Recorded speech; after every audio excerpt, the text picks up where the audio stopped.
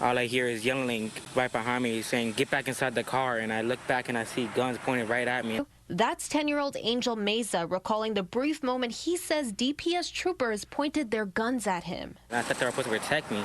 It happened Sunday evening right outside his home in South Austin. He says he and his dad Carlos were driving home from the pool and parked right outside their house.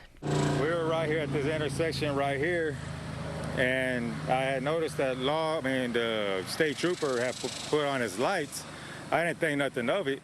In that moment, Carlos says it wasn't clear to him that he was being pulled over by DPS, or else he would not have let his son do what he did next. My son needed to use the restroom really bad, so he gets out of the vehicle, and they say no. We hear a whole bunch of screaming, yelling.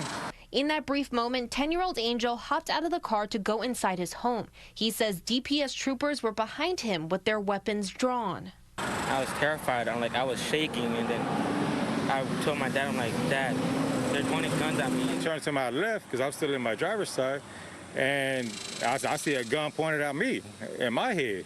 I'm like, well, what you doing? Turns out Carlos says DPS pulled him over for his lack of paper plates. But in that moment, he did not care about anything except his son's safety.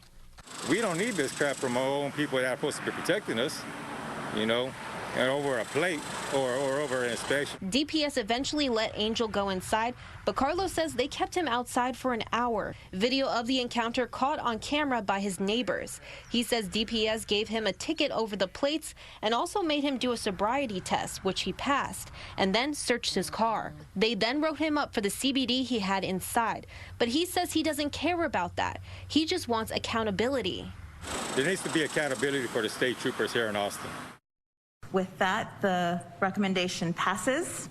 Monday night, the Austin Public Safety Commission approved a recommendation to do just that, hold DPS accountable during this partnership with APD. The commissioners recommended council discontinue the partnership unless there is a significant community engagement process and a resolution is passed adopting guidelines with goals, accountability, and expectations for DPS. It's something this father and son duo can get behind after facing such a scary encounter with DPS.